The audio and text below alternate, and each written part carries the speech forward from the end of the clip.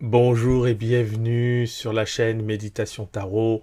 Je suis très heureux de vous retrouver comme à l'habitude. Aujourd'hui, nous allons voir comment explorer, comment développer notre abondance dans la vie. Et je vais énumérer avec vous 7 points pour explorer plus d'abondance dans votre vie, tout simplement. Donc je vais le faire euh, au cours d'une méditation, une courte méditation, mais vous n'êtes pas obligé de pratiquer, vous pouvez prendre une feuille de papier, prendre des notes par rapport à ce que je dis, ou bien simplement vous laisser porter par ma manière de parler. Je vous rappelle que je collabore également avec la communauté Roulette Rentable, qui est une communauté, j'ai du mal à le dire aujourd'hui, une communauté de joueurs de roulette qui souhaitent développer leur vie financière, enfin développer une abondance financière, pardon. Aujourd'hui, nous allons parler d'abondance, mais pas uniquement d'abondance financière. Nous allons développer justement, comme je vous le disais, 7 points différents. Et cette communauté est dirigée par Juliette, qui est une joueuse de roulette professionnelle et qui nous livre ses méthodes, ses secrets, ses techniques. Et comme cette communauté contient également des gens qui ont 30 ans ou plus dans la roulette de casino, dans la pratique du jeu de casino, voilà, on bénéficie tous entre nous, il y a une entraide, une bienveillance dans cette communauté. Et si vous voulez plus d'explications, simplement, je vous invite à cliquer sur le lien en description ou en commentaire épinglé, et puis vous aurez une vidéo de présentation. Voilà. Donc je vous invite à vous installer confortablement et à me retrouver tout de suite après l'introduction. À tout de suite. Bienvenue. Vous entrez dans le cercle de méditation Éric Bachet.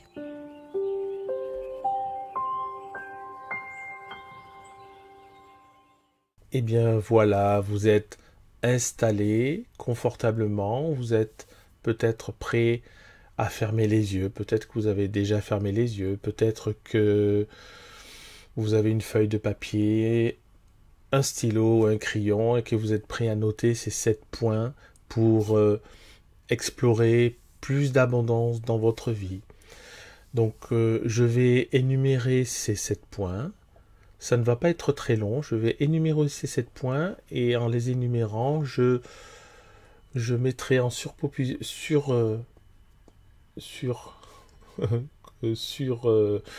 mettrai sur mon visage des cartes, voilà, les cartes que j'ai, celles que j'ai sélectionnées et qui correspondent le mieux aux différents points. Voilà, vous allez vite comprendre ça. Donc pour attirer plus d'abondance dans votre vie, il peut être utile d'explorer différents points et c'est ce que nous allons faire. Donc c'est parti. Déjà, je vais vous parler d'abondance, puisque c'est bien de cela dont il s'agit, de développer votre abondance dans votre vie. L'abondance est représentée par le 10 de coupe, et vous pouvez voir sur ce 10 de coupe, ou vous pouvez imaginer, si vous avez les yeux fermés, sur ce 10 de coupe. Vous pouvez imaginer une famille, pour ceux que la famille comment dirais-je, ceux qui sont intéressés, j'ai envie de dire, pour créer une famille ou pour qui la famille est quelque chose d'extrêmement important. Vous avez une famille sur cette carte, vous avez au loin une maison, le bien matériel, vous avez des enfants qui jouent de manière joyeuse, nous avons la joie, nous avons la satisfaction des parents en arrière-plan qui ouvrent les bras et qui se disent « nous sommes heureux de posséder tout ça ». Et puis, il se trouve au milieu d'un champ, d'une grande propriété. Donc, voilà, c'est un peu l'image qu'on peut se faire de l'abondance dans différents domaines. Il semble en bonne santé, donc tout semble bien se passer. Donc, choisissez le thème d'abondance qui vous convient le mieux, mais globalement, nous allons parler d'abondance générale. Et nous allons tout de suite commencer par la gratitude. Mathieu Ricard a dit une fois que la gratitude était une qualité humaine qu'il fallait développer et qu'il fallait cultiver. Et justement, je vous invite à cultiver la reconnaissance pour ce que vous avez déjà. C'est très important, cela permet d'ouvrir la porte à plus de positivité et d'abondance. Vous avez au cours de votre vie, par le passé, eu des moments heureux et des moments malheureux peut-être. Mais rappelez-vous de ces moments malheureux qui vous ont conduit finalement à avoir une partie de votre vie transformée, une partie de votre vie modifiée, une partie de votre vie qui finalement s'est transformée de manière positive. Donc je vous encourage à être reconnaissante ou reconnaissant pour ce que vous avez déjà, ce que vous avez acquis par le passé et ce qui vous a permis d'obtenir ce que vous avez. Ayez conscience du fait simplement que vous ayez un toit, que vous ayez un lit pour dormir, que vous ayez de la nourriture, même si ça peut être difficile quand on fait les courses pour certaines et certains d'entre vous. Vous pouvez même, je vous invite d'ailleurs à tenir un journal de gratitude. Car tenir un journal de gratitude est une très bonne pratique. Donc pour signifier la gratitude, j'ai sélectionné le 9 de coupe, comme vous pouvez le voir, et le soleil. Donc, cultiver cette reconnaissance peut se faire également en souriant à la vie. C'est quelque chose que je pratique au quotidien, c'est-à-dire que même quand je suis un peu plus fatigué, un peu plus tracassé, je peux sourire à la vie. Donc, il s'agit de sourire simplement, réellement. Et vous allez voir que simplement le fait de sourire induit, j'ai envie de dire, à votre mental, à votre psychologie même, un rayon de soleil, induit un instant de joie, on va dire peut-être pas un instant de joie, mais un instant de bonheur, quelque chose de positif qui vous arrive. Donc le premier point à développer est la gratitude. Le deuxième point à développer, c'est celui auquel on pense très souvent. Quand on parle d'abondance, ce deuxième point, c'est la gestion financière. La gestion financière, c'est quoi? C'est apprendre à gérer vos finances de manière consciente, en établissant un budget, en économisant et en investissant. Car faire cela peut créer des bases solides pour l'abondance matérielle. J'ai représenté cette gestion financière par le roi de denier. Le roi étant la maîtrise et le denier l'aspect matériel. Et plus précisément l'aspect financier. Pour apprendre à gérer vos finances de manière consciente, il s'agit d'être ordonné. Je vous invite à ouvrir un cahier, à le diviser en deux, dépenses-recettes, c'est ce que je fais depuis des années personnellement. Et cela vous permet de visualiser, de mieux visualiser là où vous en êtes et d'éviter les découvertes quand c'est possible. Et puis cela permet également une prise de conscience de cette gestion. Car certaines et certains d'entre vous n'ont pas forcément cette conscience. C'est pour ça que je parle de manière consciente, de gérer les finances de manière consciente. C'est vraiment avoir conscience de cela. Et puis, pourquoi pas mettre en place un système d'économie, même s'il s'agit d'économiser peu par mois, mais mettre un système d'économie si c'est possible. Mettre un peu d'argent de côté. Ça peut être également de développer une activité parallèle qui vous permet d'obtenir de petits gains réguliers. Alors effectivement, je pense en disant ça à la roulette, mais on peut mettre ça en place avec bien d'autres systèmes, vente en ligne, etc. Le troisième point à développer est le développement personnel.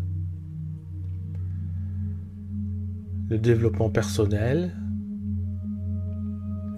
par exemple, travailler sur vos croyances limitantes, que j'ai représentées par le 8 d'épée, et travailler sur vos peurs, que j'ai représentées par le 9 d'épée. Renforcer votre confiance en vous, et cultiver une mentalité d'abondance plutôt que de rareté. C'est très important également ce point parce que cela peut vous permettre de transformer votre rapport à l'argent et aux opportunités.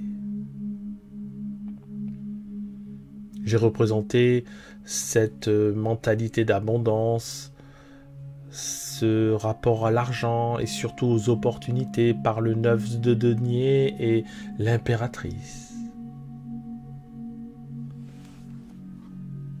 L'impératrice qui est... attendez, je reprends la carte en main. Voilà, l'impératrice qui permet également de mettre en place des projets à long terme, à moyen terme. Vous voyez qu'à ses pieds, il y a le blé qui représente l'argent, mais qui représente aussi une part de chance, une part de gestion, une part de culture matérielle.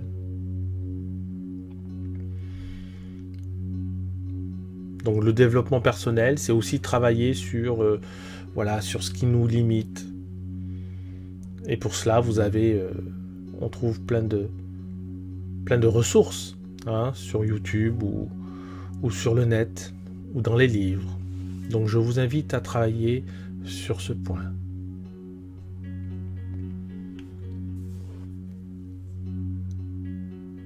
Pour le quatrième point, j'aborderai le thème des compétences et des connaissances. Voilà, que j'ai représenté par la papesse et le pape. La papesse, on est plus dans la connaissance écrite, et avec le pape, on est un petit peu plus dans la connaissance orale. Donc explorer de nouvelles compétences ou de nouvelles formations, cela peut vous permettre d'ouvrir des portes professionnelles et financières. Je vous invite à être curieux. Depuis ma plus tendre enfance, je suis curieux de tout.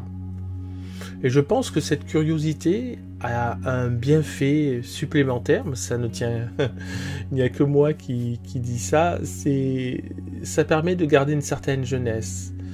Et je pense ne pas me tromper en vous disant que tant que vous aurez une curiosité dans la vie, que vous seriez curieux sur différents points, différents domaines, eh bien cela vous permettra de garder une certaine souplesse d'esprit. Et j'ose le dire, oui, effectivement, une certaine jeunesse, tout simplement. Donc je vous invite également à avoir cette ouverture d'esprit. Mais la formation, développer ses compétences, qu'elles soient déjà acquises ou, à développer, est effectivement très important. Très important. Je me rappelle quand j'ai créé mes chaînes YouTube, j'ai fait une formation. Voilà, donc je vous invite vraiment à faire des formations, à capitaliser sur votre temps, à capitaliser sur vous-même. C'est ce qu'il y a de mieux. Pour ce 5e conseil, ce 5e point, je parlerai des relations et des réseaux.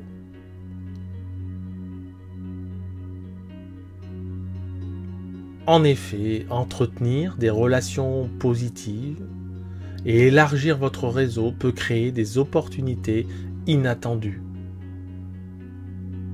dans tous les domaines. On peut faire des rencontres amoureuses, on peut faire des rencontres professionnelles, on peut faire des rencontres amicales. Alors bien sûr, quand on entend parler de réseau, il s'agit, on peut penser pour certains d'entre vous à des applications, des choses comme ça. C'est pas tellement mon état d'esprit, mais si cela vous convient, pourquoi pas. Je pensais plus vraiment à développer un réseau réel, voyez, rencontrer des gens, rencontrer réellement des gens, sortir dans des lieux où l'on peut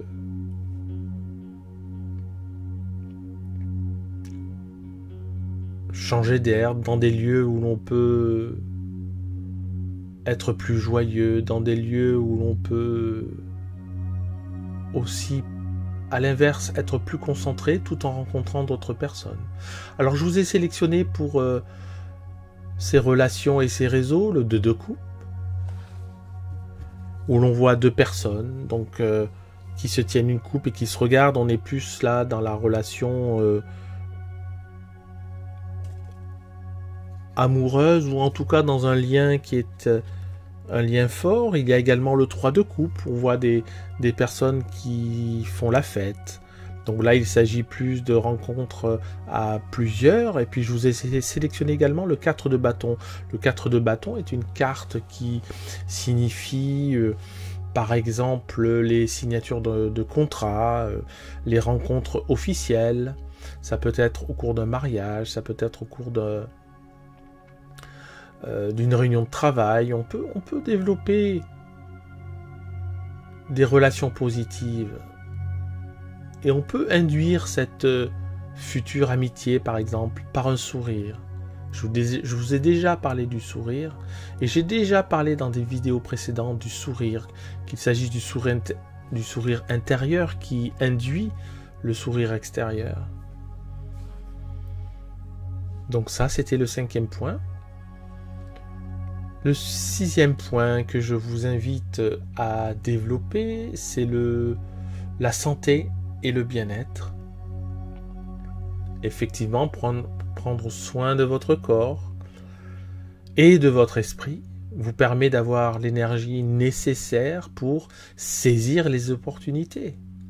Quand on est renfermé sur soi, on ne veut voir personne. Quand on est renfermé sur soi, même si quelqu'un frappe à notre porte, on n'aura peut-être pas envie d'ouvrir. quand on est renfermé sur soi, on n'entendra pas peut-être les phrases de réconfort ou les phrases d'opportunité aussi qui peuvent se présenter à nous. Alors pour représenter cette santé en général et ce bien-être, j'ai sélectionné l'as de bâton. L'as de bâton qui permet de prendre les choses en main, de prendre la santé, sa santé, la santé de son corps en main. Et puis également l'as d'épée qui représente plus la santé mentale, la santé psychologique, le fait de trouver de nouvelles idées, d'être sur une voie ascendante et qui permet bien évidemment de développer cette santé et ce bien-être. Et pour le dernier point, je vous invite à pratiquer la générosité. Pratiquer la générosité sous toutes ses formes. Cela peut être effectivement être généreux matériellement avec quelqu'un, aider une personne qui se trouve dans une mauvaise passe. Mais cela peut être donner à quelqu'un du temps, donner des ressources, donner de l'attention. Et le fait de donner vous permettra de recevoir. Alors il ne s'agit pas de donner en vous disant « Ah ben je vais donner comme ça, je vais recevoir ». Non, il faut vraiment le faire avec un cœur généreux, avec une réelle envie de donner. Si vous n'avez pas envie de donner ou si vous donnez juste pour recevoir, ne le faites pas parce que vous ne recevrez rien. La loi d'abondance est faite de telle manière que il faut que ce soit intégré dans votre corps et votre esprit. Il faut intégrer que donner, c'est aussi recevoir, mais sans le savoir, ou en le sachant, mais en le mettant de côté. Il faut que ce soit relégué au dernier point, au fond de vous-même. Donnez vraiment. Soyez altruiste. Soyez généreuse ou généreux. Et j'ai représenté cette générosité par le 6 de denier.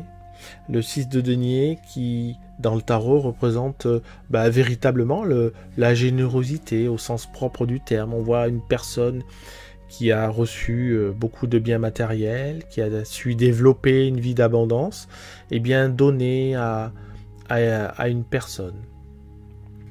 Alors, bon, je ne vais pas développer la signification précise de chaque carte, bien évidemment, ça n'est pas le propos, mais on voit aussi qu'il donne à une personne pour l'instant, pas encore à l'autre. Alors, il y a des leçons à tirer de cela.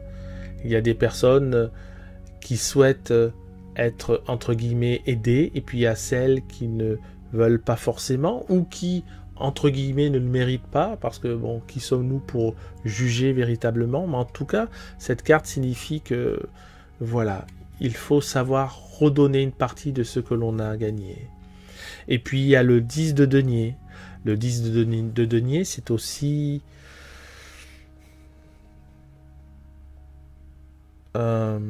donner de son héritage. Alors encore une fois, là, héritage financier, mais héritage de ce que nous avons appris au cours de notre vie. Et héritage de ce que nous avons développé au cours de notre vie. Donc voilà, j'espère que vous pourrez pratiquer sur ces 7 points. C'est très important, n'hésitez pas à regarder de nouveau cette vidéo, à prendre des notes.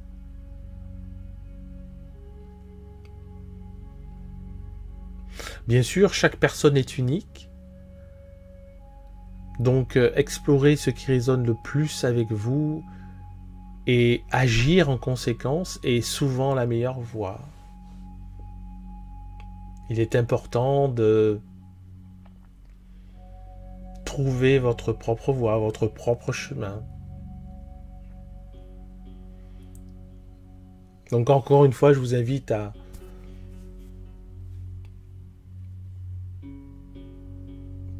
penser, développer ces points, les réécouter.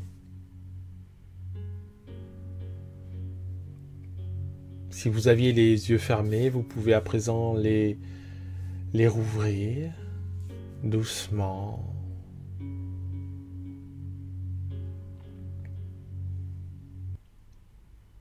Je vous remercie d'avoir été présent jusqu'à maintenant, jusqu'à la fin de cette vidéo. Et je vous dis à très bientôt. Salutations.